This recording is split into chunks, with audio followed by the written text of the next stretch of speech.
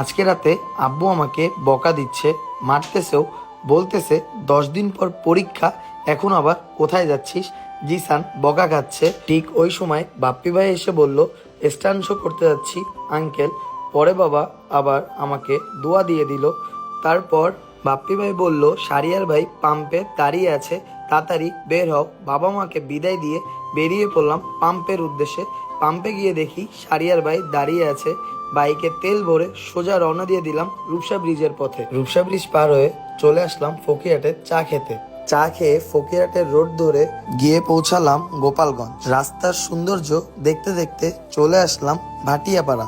ওখানে কিছুক্ষণ রেস্ট নিয়ে আবার আমরা রওনা দিয়ে দিলাম ঢাকার উদ্দেশ্যে।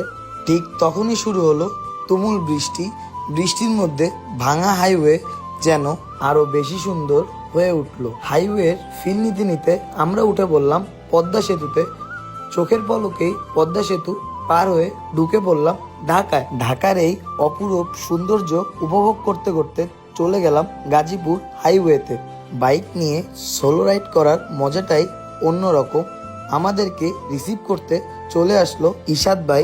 আমরা খাওয়া দাওয়া করে আবার বের হয়ে পড়লাম রিসর্টের উদ্দেশ্যে। এখানে সুন্দর পরিবেশ ও রাস্তা দেখে মনে হচ্ছিল আমি পাহাড়ি রাস্তায় বাইক চালাচ্ছি। অবশেষে পৌঁছে গেলাম রিসর্টে। অনেক দূর বাইক চালিয়ে সবাই টায়ার্ড ছিল, তাই সবাই দ্রুত উঠে গেল রুমে। কিন্তু রুমে যে প্ল্যান হলো আমরা আবার যাব সুইমিং পুলে। সো গাইজ, ভিডিওটা এই পর্যন্তই। যারা যারা দেখছেন লাইক শেয়ার ফলো সবকিছু করবেন। আবার দেখা হবে নেক্সট কোনো ভিডিওতে। অনেক বেশি টায়ার্ড আর গলার অবস্থাও তেমন ভালো না, তাই এই ভিডিওটা এই পর্যন্তই। টাটা, আল্লাহ হাফেজ।